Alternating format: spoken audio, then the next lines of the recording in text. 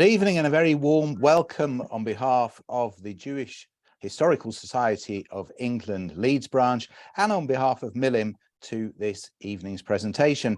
Welcome wherever you are in the UK and indeed wherever you are in the world. Our series of online talks and conversations continues with our guest Jonathan Lewis, whom I will introduce in just a moment. A little housekeeping first. Please do ask questions. This can be done by typing whatever you would like to ask into the Q&A facility on your screen. As always, we will do our best to get through as many of your questions as we can. Let me also draw your attention to the chat facility you have. This will allow you to send a message to all of the other participants on this webinar, should you wish to do so. This event is being recorded. It will appear on the Milim website at milim.org.uk in the next day or so. There you will find recordings of other past events and details of our future programme for which you can book tickets. And so to our guest this evening. Jonathan Lewis studied law at Cambridge and practiced as a solicitor in the City of London and also as a judge. In retirement, he researched Jewish chaplaincy in Britain, for which he was awarded a doctorate by University College London. This evening, he's speaking about his book published just a few weeks ago, Jewish Chaplaincy in the British Armed Forces, Captains of the Souls of Men, 1892 to 2021. He joins us from London, and without further delay, I will hand over the baton. Jonathan, over to you. Thank you very much indeed, Jonathan. Good evening.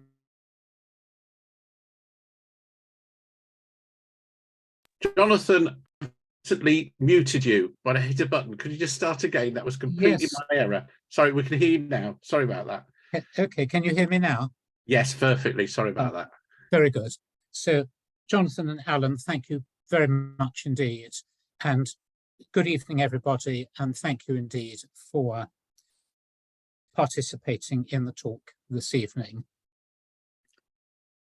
And if we might have the first slide, please.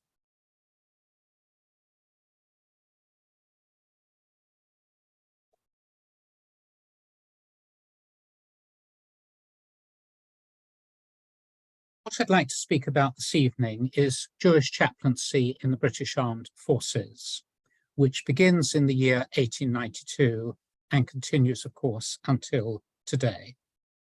What you can see on the slide is the cap badge of Jewish chaplains with a crown and a Magen David, and I'll be saying more about that as we go on.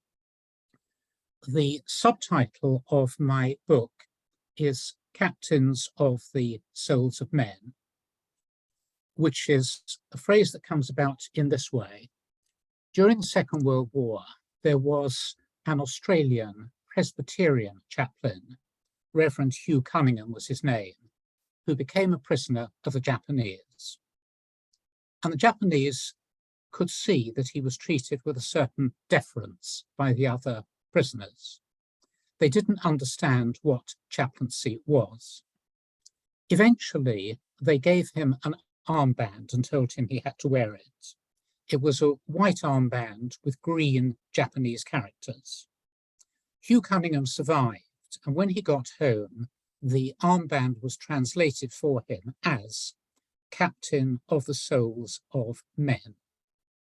If I had to try and think of a one-liner to describe the role of military chaplains, I could not do better than that. And that's why I've chosen that as the subtitle. Jewish chaplaincy in the British Armed Forces, as I have discovered through several years of research, is a huge topic. And it's a story that I've tried to tell in my book, which I'll say a few words about at the end. All I can do this evening is to try and take a whistle-stop tour through that subject from its inception in 1892 until today, and hopefully whet your appetite for more, which is, of course, to be read in the book. The concept of a military chaplaincy, a military chaplain in Judaism, is not new. It goes back to Torah. It's in the book of Devarim, in the Sedra Shoftim, chapter 20, verses 1 to 4. Bnei Israel, as we know, find themselves attacked many times in the desert, and they have to learn the arts of war, and they have to form an army. And this includes appointing a Kohen Lemilchama, a priest for war. And Parshat Shoftim tells us about the duties of the Kohen Lemilchama, the military chaplain. In Britain, Jewish chaplaincy begins in the year of grace 1892, and it's initiated by a minister, Reverend Francis Cohen. Francis Cohen grows up as a boy in the town of Aldershot. Aldershot at the time has a tiny Jewish community and a huge army camp, which had been established after the disasters of the Crimean War as part of the reforms of the army. The tiny Jewish community in Aldershot do their best to look after the handful of Jewish soldiers serving in the army camp who choose to identify as Jewish. And young Francis grows up internalizing the idea of uniforms, bands, the military ethos. He is called to service. He goes to what's then called Jews College. It's now the London School of Jewish Studies. And he emerges, as all ministers did in those days, as Reverend Francis Cohen. After a first appointment in Dublin, he's then appointed the minister of Borough Synagogue, which is a suburb in South London. From Borough, on his own initiative, he gets an introduction to the general commanding Aldershot, and he goes along and he says, "Can I come along on Sunday mornings at the same time as the otherwise compulsory church parade and conduct a service?" Yes, he's allowed to, and that's what happens. And after a while, he arranges for students from Jews College to come and fulfill that duty as well. Francis Cohen operates under the aegis of what was called then and still exists today as the Visitation Committee of the United Synagogue. And the Visitation Committee is so named because it visits, its representative visits people in hospital, in prison, and in those days in the army as well. And he reports to the Visitation Committee that in 1892 he has initiated this new form of chaplaincy. It begins in a very small way, carries on with never more than a handful of Jewish soldiers at the Sunday morning services. In 1899, the Boer Wars begin. They last until 1902. The idea of a Jewish chaplain serving in the field has not yet reached its time. There are Christian chaplains serving in the field because Christian chaplaincy in varying permutations can be traced all the way back to the Middle Ages. Priests travelled with armies and were appointed by colonels. What Francis Cohen initiates is what in the Boer Wars is what I've called chaplaincy by correspondence, which becomes and remains until today a very significant part of Jewish chaplaincy. He finds out the names of all of the Jewish soldiers whom he can. He writes to them, and when hopefully he gets a reply, he writes to their parents, their wife, and he says, "I've heard from your son, your husband, he's okay." So he provides a link between the soldiers serving in the field and their families back home.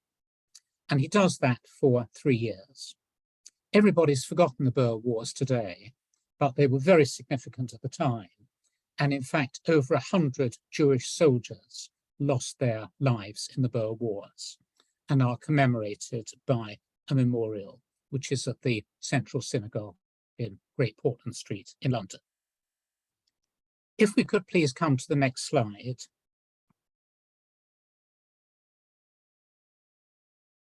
One brilliant idea which Francis Cohen has is to initiate an annual Hanukkah military service. Hanukkah, of course, as we know, is a festival with historic military associations. So it's the obvious festival to which to attach a military event. And he creates what becomes a very, very high-profile annual Hanukkah service, with ultimately hundreds of Jewish soldiers, sailors, Marines, nurses, policemen, all in their #1 dress uniforms, in what, as you can see here from this sketch, became an extremely colourful event and a very, very significant event in the Jewish communal calendar, at which all of the big people, the machas, one could say, of the late Victorian era, very much wanted to be seen. This served as a showpiece to the world of Jewish military participation, particularly after the Boer Wars. And to one service, the commanding general came as his own tribute to the contribution of Jewish soldiers. In 1904, Francis Cohen receives, as they say in rabbinic circles, the call to Sydney, Australia. And he goes off there and spends the rest of his life and his career as the minister of the Great Synagogue in Sydney. And indeed, he replicates Jewish military chaplaincy in Australia. Come 1914, he actually applies to go and serve, but he's told that he's too old. May we have the next slide, please? Francis Cohen needs, of course, to be replaced, and the Visitation Committee set about trying to find a successor. With enormous difficulty, they eventually locate, in 1905, Reverend Michael Adler. This is he. Michael Adler was the minister of the same Central Synagogue in Great Portland Street in the West End of London. He was a most unlikely candidate.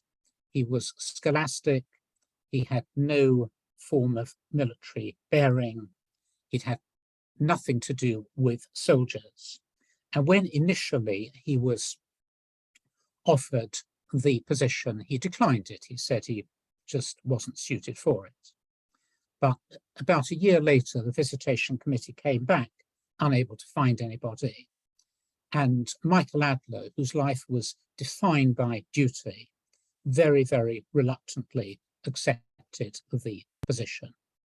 I should say that he's not from the same family as the successive father and son chief rabbis, Nathan and Herman Adler. It's the same name, but it's not the same family.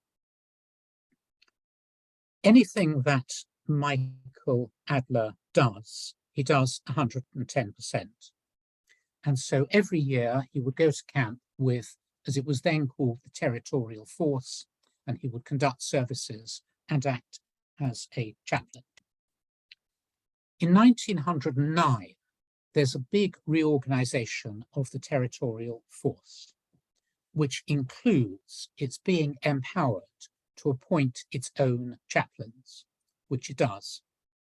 And Michael Adler very shrewdly takes that opportunity to seek appointment as the Jewish chaplain. Until then, he'd been a civilian. His predecessor, Francis Cohen, had always been a civilian. Michael Adler goes into uniform, and here he is in uniform. And he continues to liaise with the Visitation Committee through the ensuing years until 1914. May we have the next slide, please?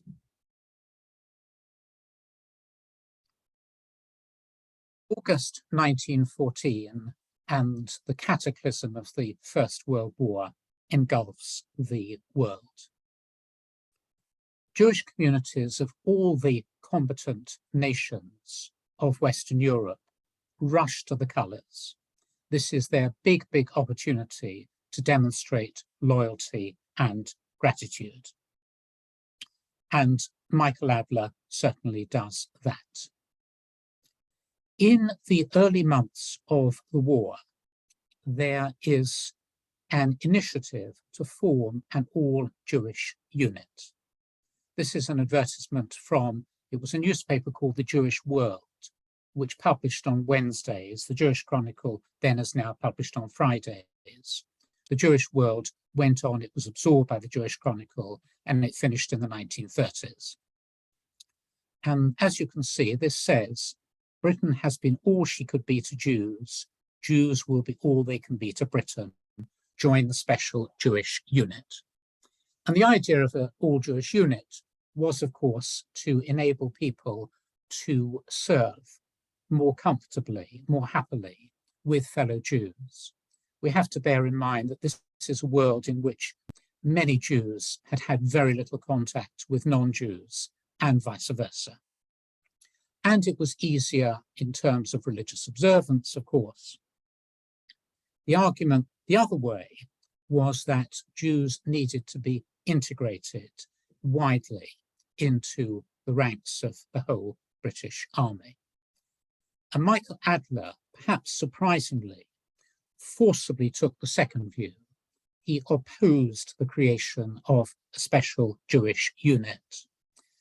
He had the ear of the War Office because of the position that he occupied, and he used and arguably abused that position in order to say to the War Office that pretty much the whole Jewish establishment was opposed to the creation of an all-Jewish unit. And the result was that no unit came into being until, in fact, 1917, which we'll touch on. If we could go to the next slide, please. Michael Adler, by this stage, is 46. He is a widower. His wife has sadly died. He's got growing up children. He's got a son who goes on to serve as an officer on the Western Front. And Adler says to the authorities, I want to go and serve as a Jewish chaplain on the Western Front. And the War Office say, don't be silly. They said, out of the question. This has never happened before. There's no precedent for it. What are you going to do? Where are you going to find your soldiers? Michael Adler very shrewdly says, let me go on a visit and let me see if this is doable. And the War Office say, okay. And in January 1915, he goes off together with a Batman, and he spends in the event 7 weeks on the Western Front.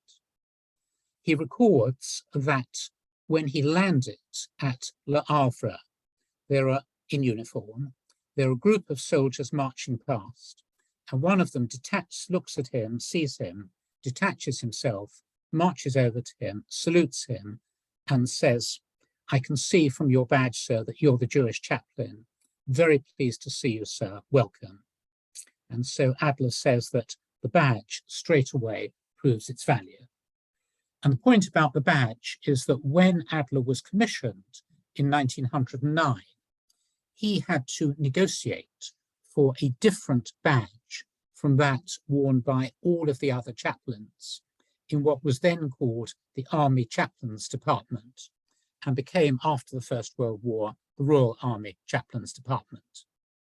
Because, of course, a Jewish chaplain cannot serve under a cross, and so it became necessary to have a separate badge, which in 1914 was unique to Michael Adler, which was the Magen David that we have seen. Here we've got,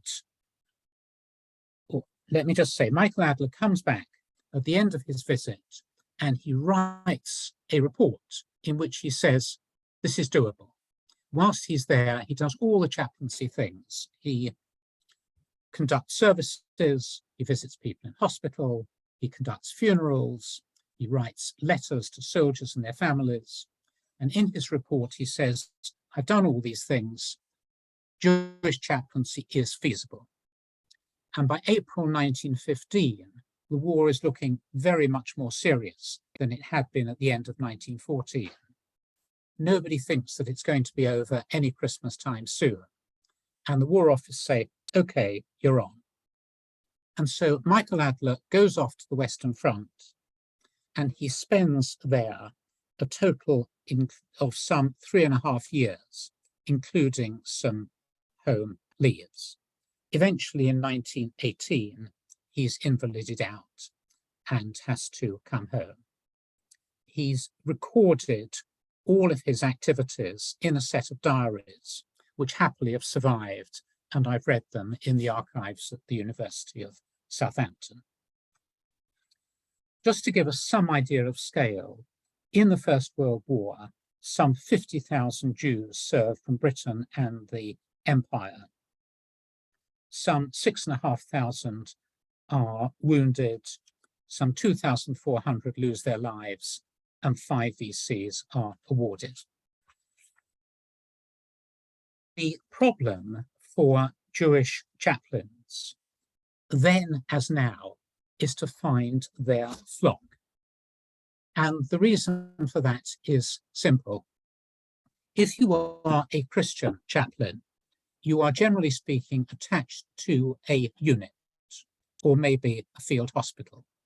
You have your people there, and you perform all your chaplaincy duties with your flock around you. For a Jewish chaplain, the chances are there are 2 or 3 Jewish lads in one unit, 3 or 4 in another unit, and so on and so on. And so, first of all, a Jewish chaplain has to find them. And that means that as the war went on, Jewish chaplains had to travel vast distances on the vastness of the Western Front, and also other fronts. Jewish chaplains in the First World War serve on the Italian front, Salonika, and in the Middle East. And they have generally no transport. Michael Adler is provided with a car and a driver. None of the other Jewish chaplains who come to be appointed are. And so they have to get about as best they may. There are always huge numbers of lorries traveling behind the lines with men and equipment. So they hop on and off lorries. It's called lorry hopping. Some of them in those days ride horses, and for the rest of the time, they just have to walk and trudge through the mud. And this became a problem that was never solved in the First World War. It was alleviated in the Second World War, when transport was sometimes able to be provided for Jewish chaplains. Here is Michael Adler in a group photo in Rouen in France in May of 1915. If we could have the next slide, please. This is Lieutenant Marcus Siegel, who at the age of 20 loses his life. What's significant about him is that he's quite religious. He's written many letters home which have survived and have all been transcribed. And he records, for example, how he tries to mark Sukkot by hanging branches and leaves over his dugout, over his trench. But he says, I dare not put any fruit hanging, as fruit would not hang here very long. He says, I expect to be going over the top in a day or so, and with God's wish, I'll be quite all right. Life out here makes one very religious, and it makes one think what the Almighty can do. And then he says, wittily perhaps, I've just opened chicken from Barnet, and the smell was so chronic, all the guns stopped firing.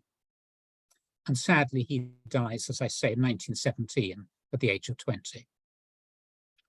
If we may have the next slide, please. There are always huge numbers of troops stationed within and around the UK throughout the war. And services take place all over the country. They are advertised in the Jewish press, and here is just one such list of services from the Jewish Chronicle in July 1917, listing, as you can see, services all over the country, conducted by chaplains, civilian ministers, officers, soldiers of all ranks. Our next slide, please. This is German Lieutenant Max Seller, who loses his life in an attack on the British trenches. He's actually buried in what has become a British war cemetery. There's a big story about him, which is really interesting, but it's recognized that he was Jewish, and a Jewish soldier in that engagement paid tribute to his courage. To the next slide, please.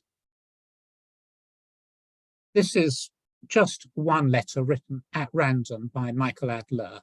This is chaplaincy by correspondence to the wife of a soldier. Dear Madam, I saw your husband today in one of the local hospitals. He has been wounded, but is now making excellent progress, and I expect will soon be well again. Yours sincerely, Michael Adler.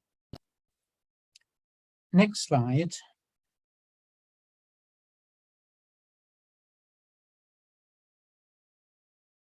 In order to arrange services, the chaplains had to identify a place, a date, and a time, and then promulgate that by sending a notice to all the unit headquarters and individually to as many Jewish soldiers as they could identify. So here is a typical one. This is for Passover, Pesach 1916. The senior Jewish chaplain has put forward a request that any Jewish soldier who in the ordinary course would be granted leave of absence during the months of March and April may be permitted to select days, including the days of Yom Tov. And on the right-hand side is the individual invitation, which is printed and hand-completed and sent to all the individual Jewish soldiers whom the chaplain can identify. The senior Jewish chaplain will be pleased to meet you at a service for Jewish soldiers to be held, and the details. Notice of the service has been published in orders. Please apply for permission to attend. And generally speaking, the army were extremely good about this. They made every effort to facilitate attendance. Sometimes, if they could, they would lay on transport to take people from the front to the service. And we've also got lots of accounts of soldiers having to trudge miles through the mud in full equipment to attend a service. For the next slide, please. This is 1916, by which time there are 3 more chaplains serving on the Western Front. Reverend Vivian Simmons, Reverend Arthur Barnett, and Reverend David Friedman. David Friedman is Australian. He came with the Anzac troops. He served at Gallipoli. He then served in Egypt and Palestine. And then with the Australians, he came to the Western Front. Vivian Simmons is interesting because he's one of the very few chaplains who is not from the Orthodox denomination. He's from the West London Reform Synagogue. And one very interesting feature of Jewish chaplaincy throughout its history is that there's been remarkably little denominational friction. Michael Adler was very, very supportive of Vivian Simmons. And indeed, when Vivian Simmons was criticized at one point by an Orthodox officer for departing, as the officer considered too far from tradition, Michael Adler, himself, of course, an Orthodox chaplain, did not take the officer's part. He took Vivian Simmons' part and defended him as one of his chaplains. There's only one real exception to that, which is much later on in 1943 in December, when the issue arises of a succession to the senior Jewish chaplain who becomes ill. Very gradually, more chaplains are appointed.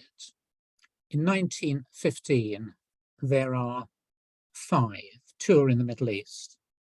In 1916, there are 2 more. In 1917, there are 7 appointments, 1 in the Middle East. And in 1918, there are 6. So by the end of the First World War, there are 19 Jewish chaplains in the British Army, together with 1 rabbi in Alexandria, civilian, who is enlisted to serve as a civilian military chaplain, together with 3 successive Australian chaplains, the first of whom is David Friedman, who, reflecting the relationship in those days between Britain as the mother country and Australia, effectively serve under British chaplaincy command. Michael Adler treats them as amongst his chaplains, and he so treats them in his diaries. If we could come to the next slide, please. September 1916, the Battle of the Somme, which has started in June. Rosh Hashanah and Yom Kippur, September and October. It's greatly regretted that owing to the present condition of military operations, no leave can be arranged for the above days for soldiers on active service. Every effort will be made to organise services in the field, for which due notice will be given to the men concerned. In January 1918, Michael Adler is awarded a DSO, a Distinguished Service Order. And in July 1918, after he served for some 3.5 years, he's invalided home with what was then called neurasthenia. Officers suffered from neurasthenia. Other ranks suffered from shell shock. And of course, we now recognize this as what we call PTSD. And he's succeeded by the Reverend Arthur Barnett, who's the minister of the Bayswater Synagogue in London. If we could come to the next slide, please.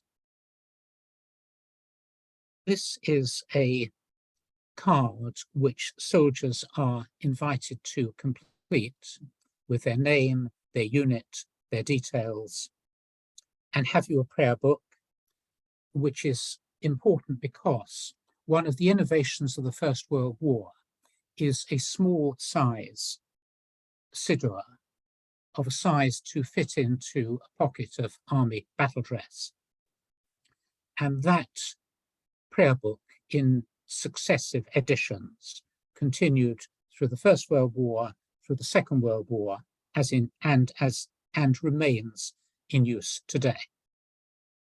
And the next slide, please, we've just seen, is to be sent to the Jewish War Services Committee, Chaplain's Office, which is a committee established by the Jewish community quite early on in the First World War in order to deal with and liaise with the government about all of the aspects of service which bore on Jewish soldiers. Chaplaincy, of course, kashrut, leave for festivals, and so on and so on. Next slide, please. The YMCA, the Young Men's Christian Association, played a very significant humanitarian role behind the lines in the First World War, something that only now is being recognized and researched. And amongst other things, it was extremely supportive to Jewish soldiers. And the Jewish community raised money to erect, in fact, 2 YMCA huts, as they were called. This is an advertisement in the Jewish Chronicle for people to contribute to that. In Australia, there was a young man called Harold Boas, B-O-A-S, who wanted to serve but was not able to because his eyesight was not good enough. He went to a meeting of the YMCA in Australia about the war, and he said, "Can I do anything to help?" And the upshot was that he was appointed as the Jewish representative of the YMCA to minister to and tend to the spiritual and material needs of Australian and New Zealand Jewish soldiers in Britain and on the Western Front, to which he came. Next slide, please.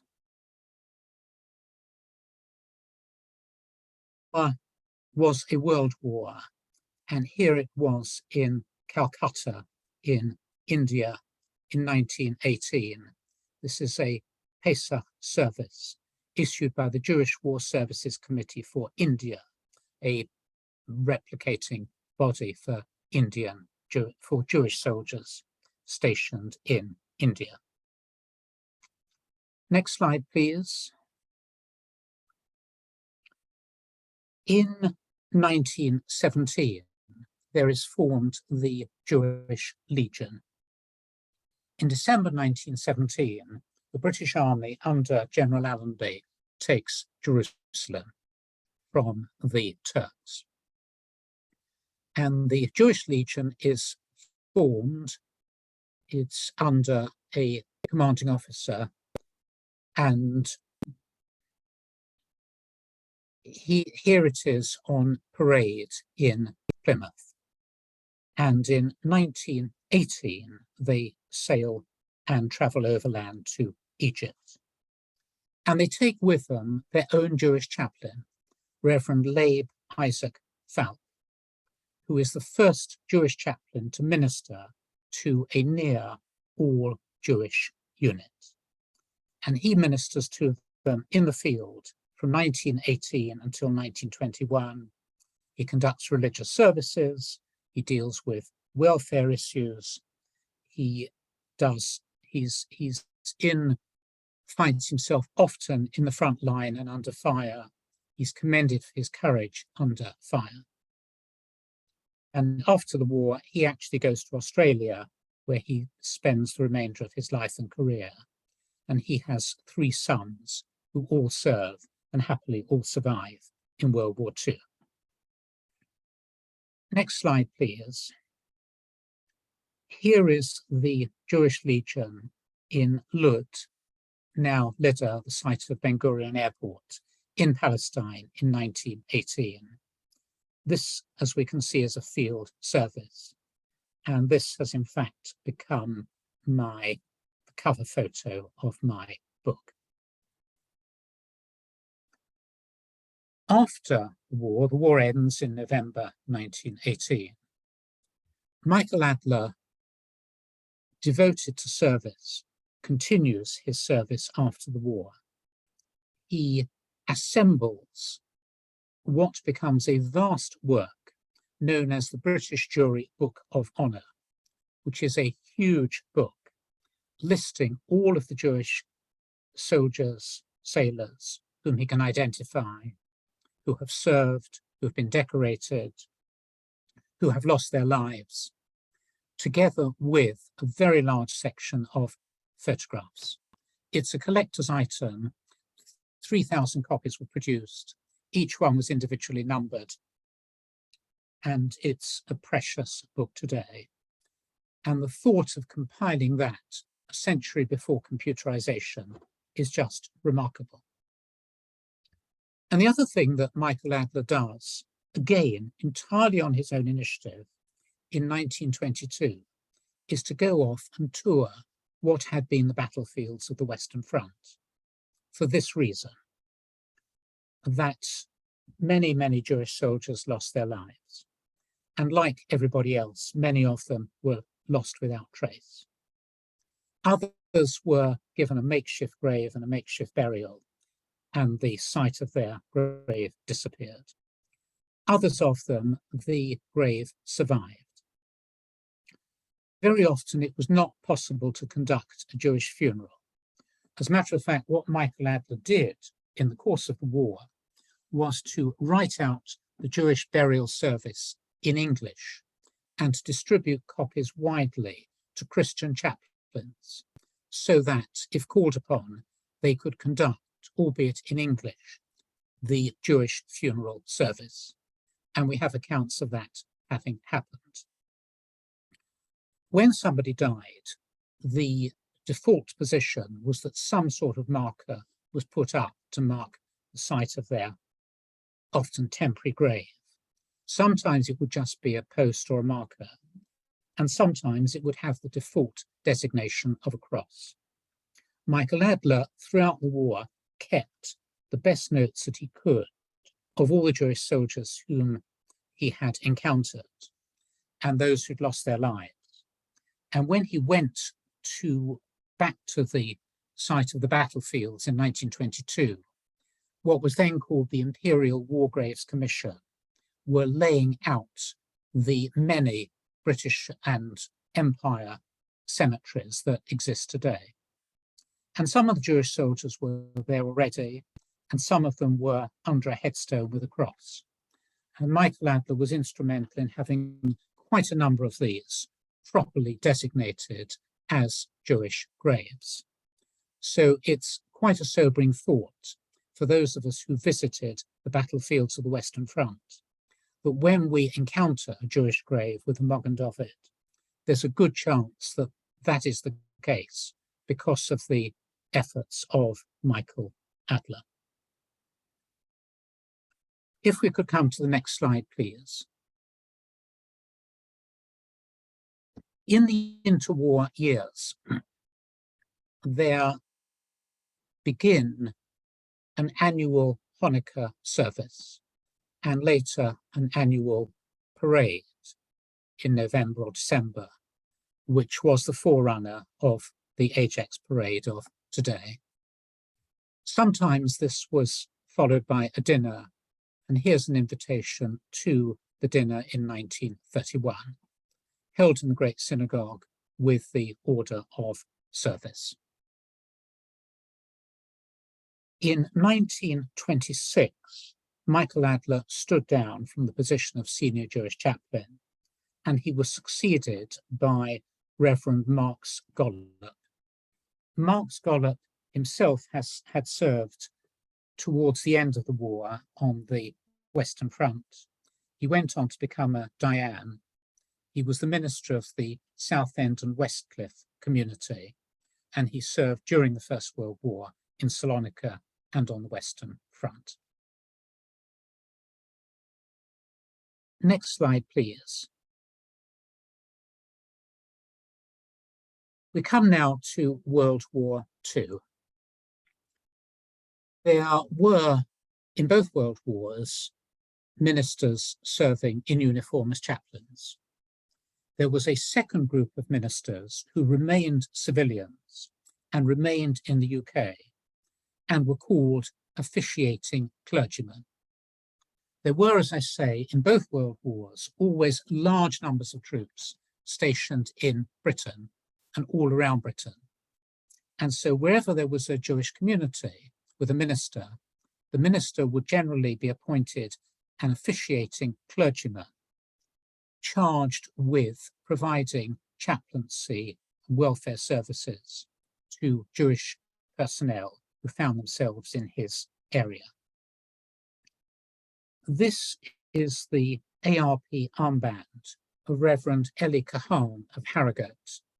The officiating clergymen were allowed what was called the freedom of the streets during air raids to go out as part of the ARP and to care for people.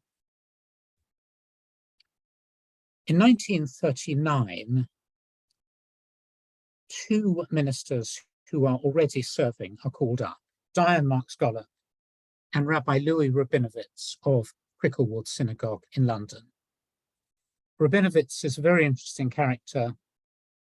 He serves firstly in Britain, then he serves in North Africa as senior Jewish chaplain, and then he serves for a while in Europe after the invasion of Europe as senior Jewish chaplain.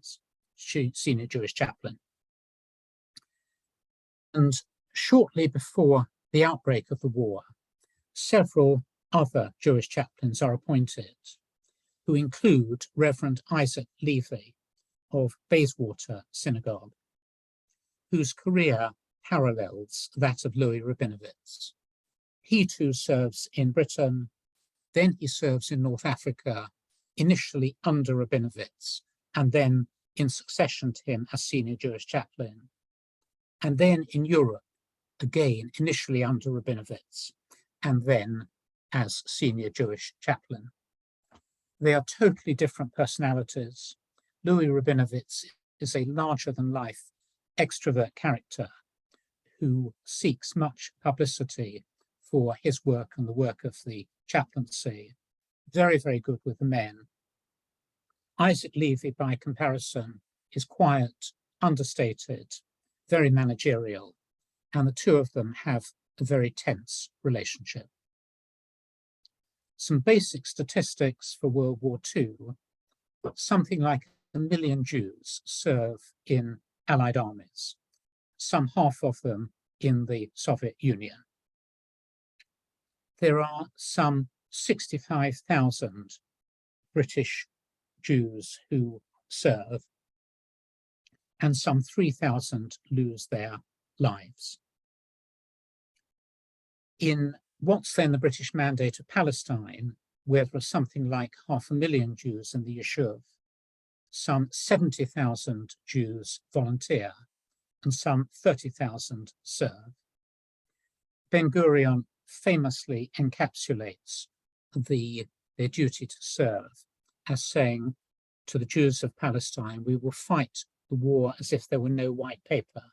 That was the notorious white paper of 1938, limiting Jewish immigration to Palestine to 5,000 a year. And we will fight the white paper as if there were no war.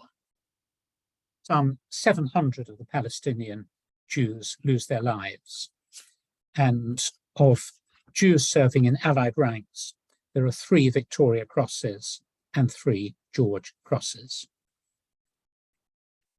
By the end of World War II, there are, on my count, 56 Jewish chaplains serving in the Army and the RAF.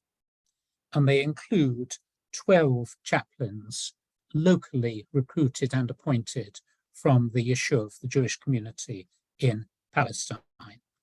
The vast majority of them are Orthodox. I say on my count because such is the paucity of research on this subject that I was not able to find anywhere even a complete list of all the chaplains who served in World War II. And this list is my own, of those of all of the chaplains whom I have found. At the beginning of the war, the senior Jewish chaplain, Diane Gollop, visits and spends time with the British Expeditionary Force in Europe.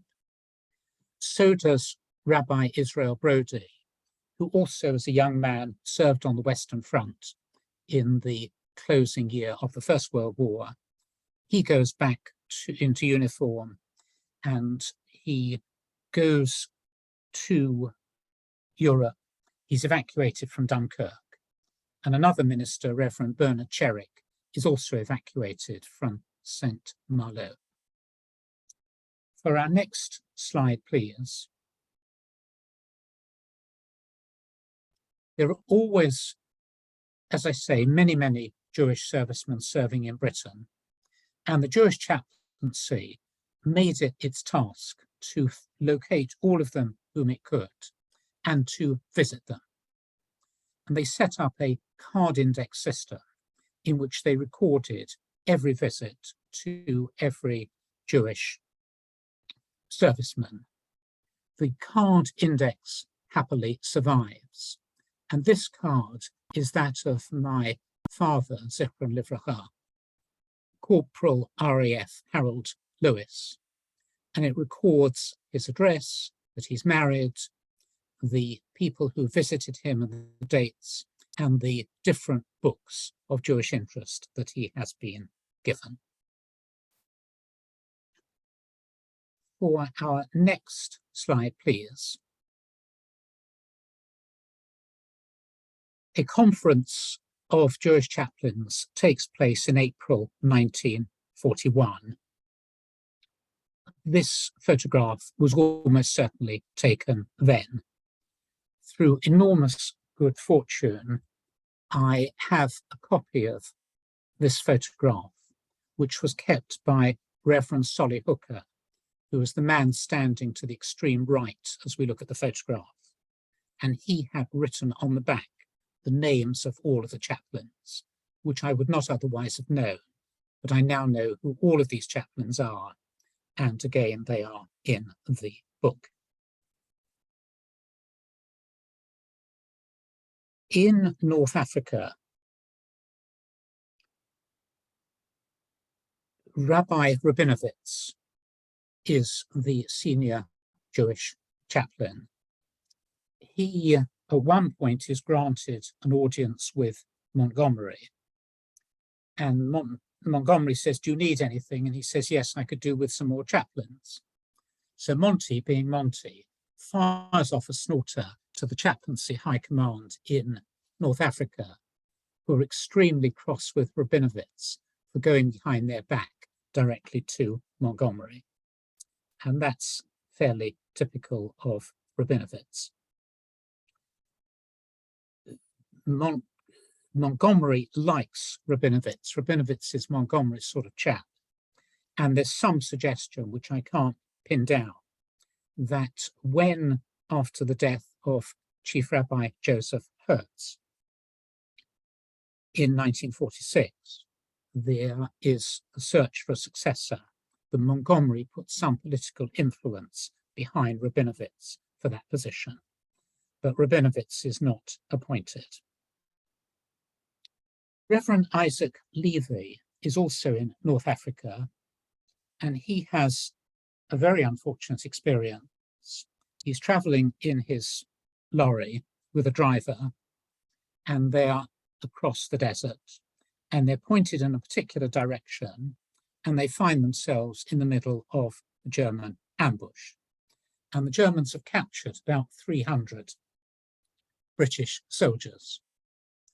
Levy, of course, is in uniform.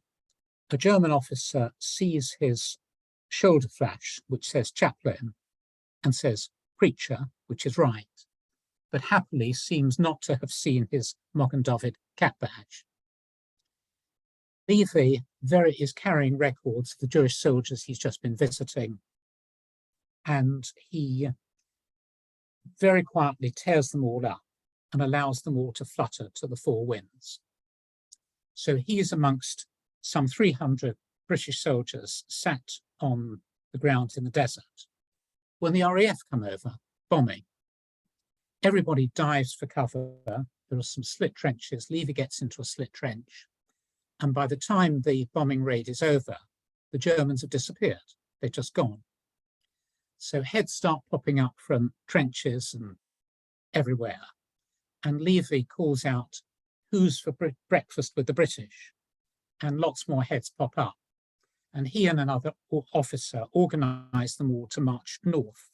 In the North African campaign, there was one road that ran east to west along the coast. All the Allied traffic passed along it. And so once you reach that road, you would inevitably get picked up by a lorry. And all the men get picked up and Levy gets taken back to safety. But for a Jewish chaplain to be captured by the Germans was not a good idea. And Levy was extremely fortunate that he managed in that way to escape. In the autumn of 1943, Dion Marks Gollop became ill and his life was despaired of.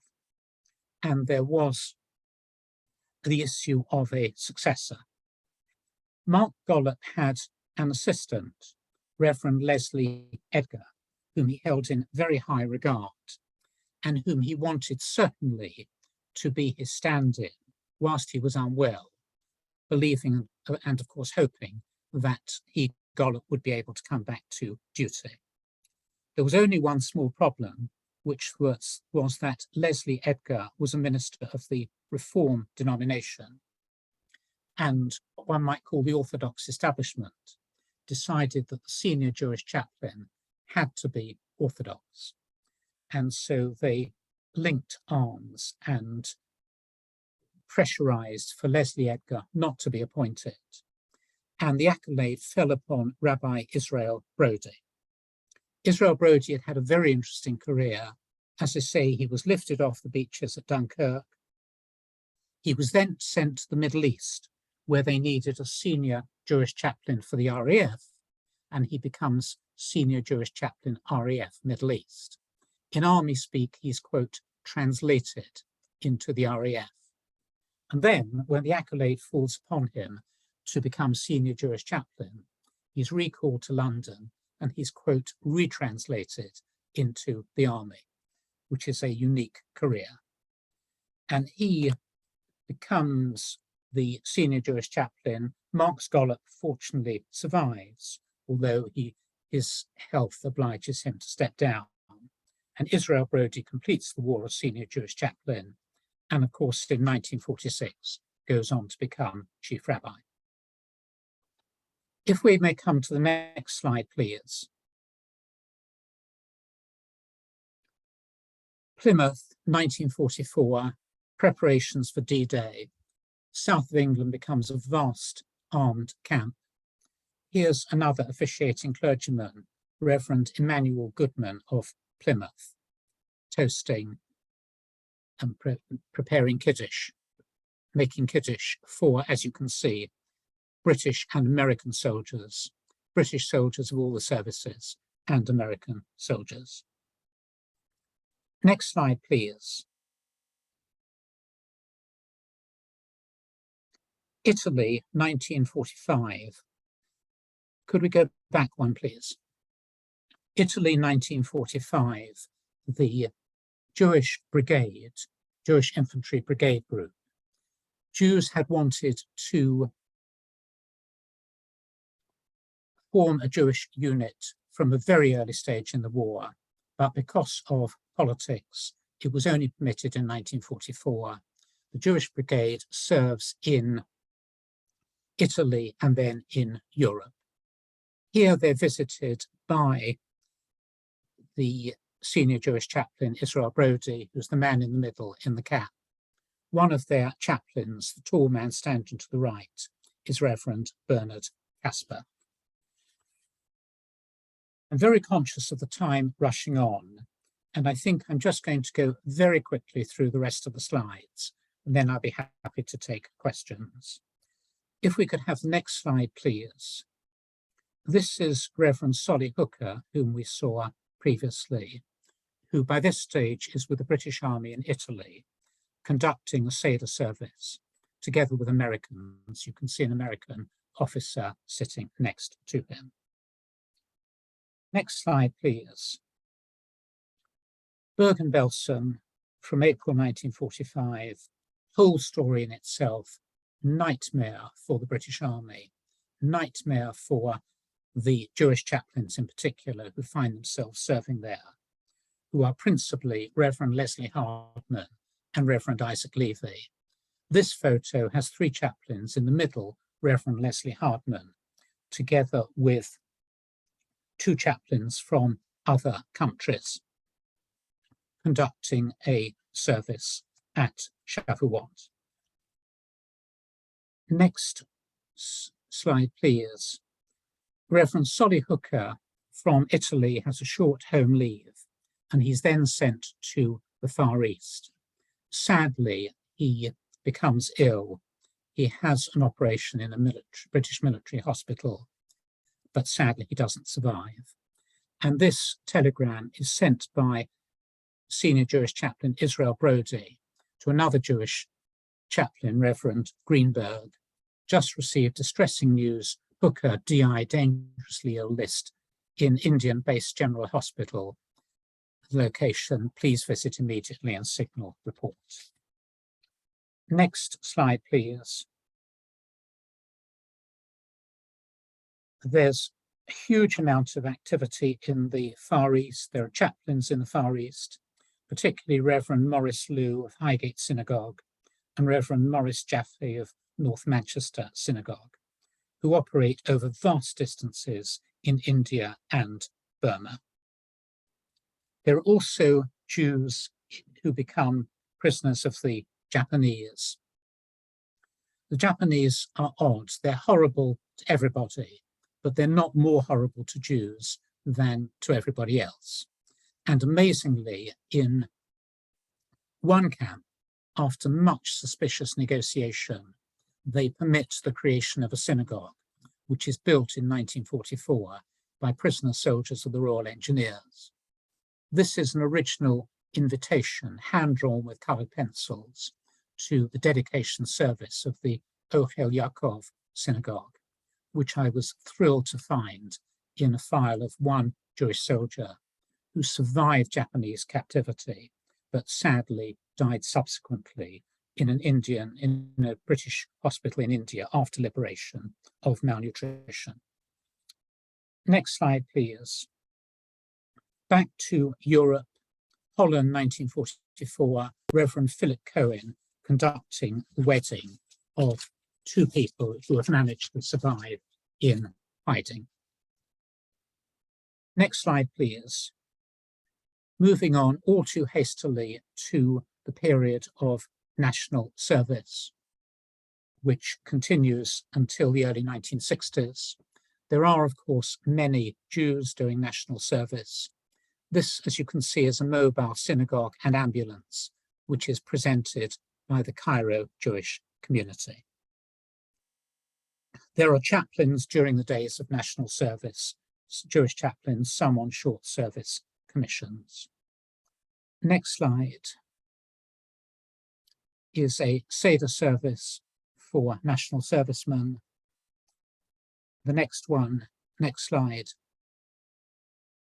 is, as you can see, a field service conducted by one of the chaplains, Reverend Alec Ginsberg. And in the next slide, here's Reverend Alec Ginsberg conducting a class of, as you can see, Army and RAF. Post-national service, the towering figure as a chaplain was Reverend Malcolm Wiseman, who served for many, many years.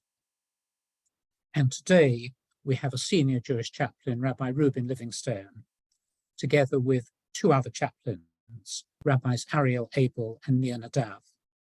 And Rabbi Samuel de Beck Spitzer is currently in training to be appointed as an RAF chaplain.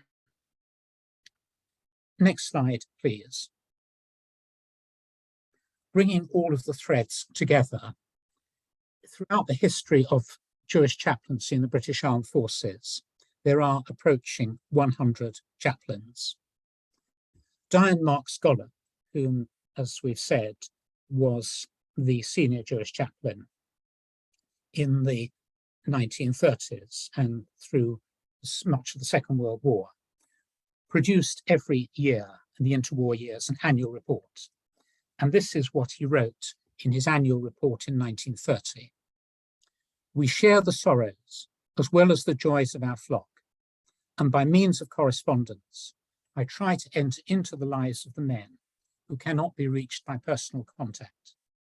And perhaps we may claim the unique experience of ministering to a congregation whose members, although widely scattered over many parts of the globe on sea and land, yet receive most, if not all, of the privileges and services to which any member of an organized Jewish community is entitled. That was true in 1930, and it remains true today. That was a breathless whistle-stop tour through this topic. I'm sorry to have taken perhaps more time than I should have done, but I do hope you found that interesting. And if people have questions, I'll be very happy to try and answer them. So thank you. Thank you so much, Jonathan. Fascinating, and we could have listened to you for far longer. Certainly doesn't feel like the amount of time you've been speaking for. So engaging and interesting is the subject. We have a couple of questions that have come in. Dr. Colin Lecce, I hope I've pronounced your name correct there. He says Diane Mark Gollop was his great uncle. What material do you have regarding his activities? The short answer to that is, I'm afraid, not very much. I know much more about some of the chaplains than others. I discovered much more about some of them than others.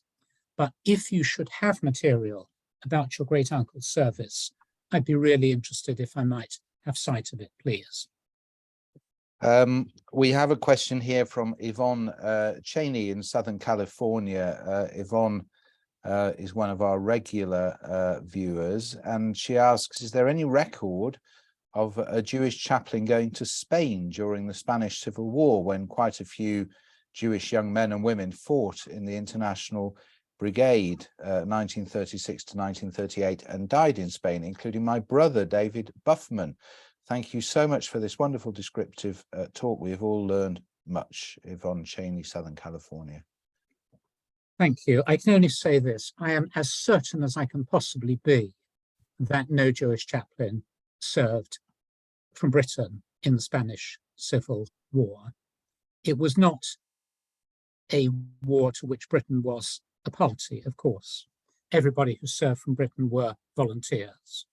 And in the years of the Spanish Civil War, there were only 2 chaplains who'd been commissioned, and neither of them went. So I'm as certain as I can be of any negative statement that no British Jewish chaplain served in that conflict.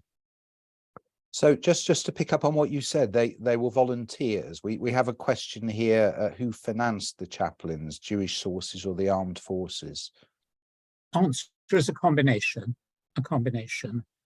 What happened was that when ministers left their communities in order to go and serve, they would continue to be paid their salary, or at least part of it, if the other part had to go to a successor, a stand-in, if one was available. And also the Jewish community themselves did raise funds. And of course, chaplains once appointed were serving personnel like everybody else. And so they were paid by the army. We have a question. Was there anything about the chaplaincy in the Korean War, please? Answer: I've not discovered any British Jewish chaplain who served in the Korean War, and I think I would have done if anybody had. But what I have discovered, and this is quite an interesting story, is that there were American military chaplains. And the Korean War, of course, was an international deployment.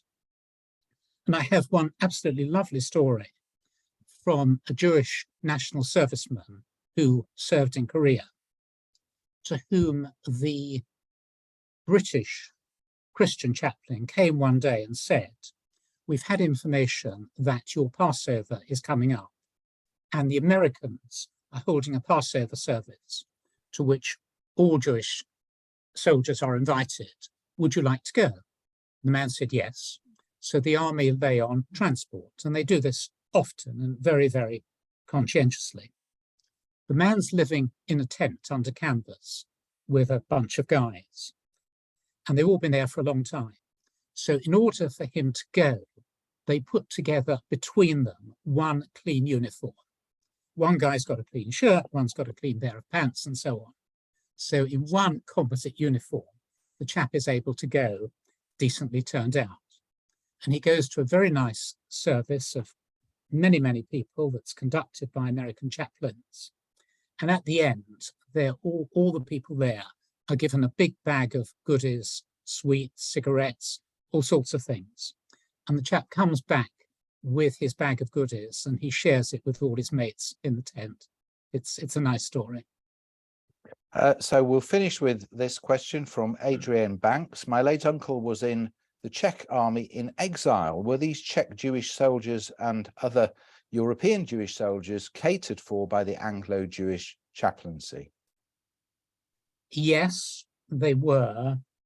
The problem always, and this is not unique to Czech or anybody else, the problem always was that from the small British Jewish community, it was never possible to appoint anything like remotely enough Jewish chaplains.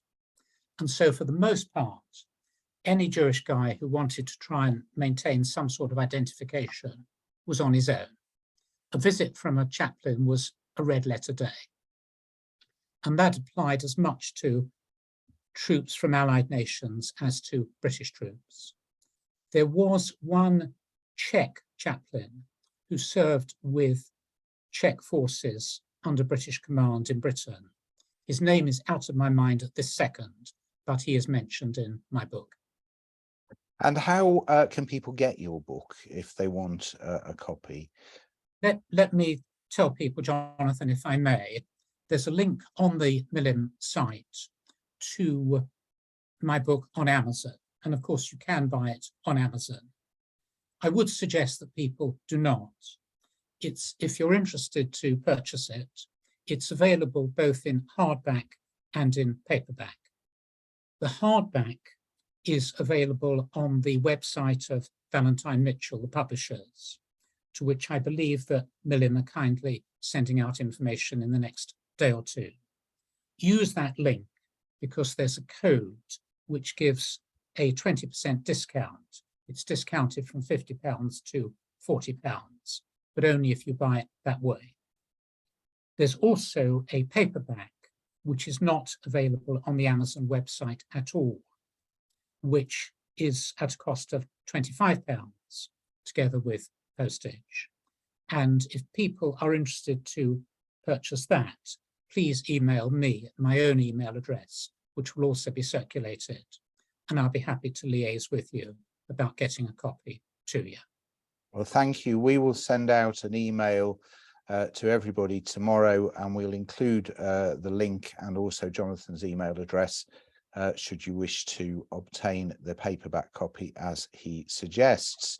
So, Jonathan, thank you so much for being our guest this evening. That's been a really fascinating talk, and certainly borne out by the fact that our audience is still with us way over time. Nobody's dropped off.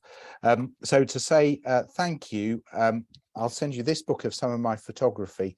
This is a competition to design mezuzah cases for the new blood unit in Ramla in Israel. It's quite an interesting read, so that will wing its way to you. I hope you'll enjoy that. And now just a few words about our upcoming programme before we leave you. So next week, we are delighted to welcome Mark Ludwig. He's director of the Terezin Music Foundation, and his presentation is called Our Will to Live, Art and Music in Terezin. It looks at the astonishing artistic community that arose in the Theresienstadt Nazi camp. The following week on the 21st, for those of you who missed the live event with Linus Bredis about the history of Vilnius, with a focus on its Jewish history, you will be able to hear his fascinating talk online. And then finally, for now, on the 30th of November, and note this is a Wednesday, unusually, our very own Lawrence Saffer is with us to discuss his book, Plumber, Lecturer, Pacifist, Spy, How Uncle Cyril Saved the World. And that promises to be a very interesting evening. More is coming. We have the former MP Peter Bradley with his book, The Last Train. So visit milim.org.uk. Be sure to sign up to our newsletter, and that way you won't miss anything. All of our events are free, but you can make a donation to help with the cost of us putting these events on. Please see the link in the chat now or visit our website. Just a reminder that this Sunday, the annual remembrance service will be held at the BHH Synagogue at 5 minutes to 3. Hopefully many of you who are local will be able to join that event. It remains for me to thank our guest, Jonathan Lewis, once again. Thank you so much, Jonathan. And looking forward to seeing you all at a future event. Until then, stay safe. See you soon.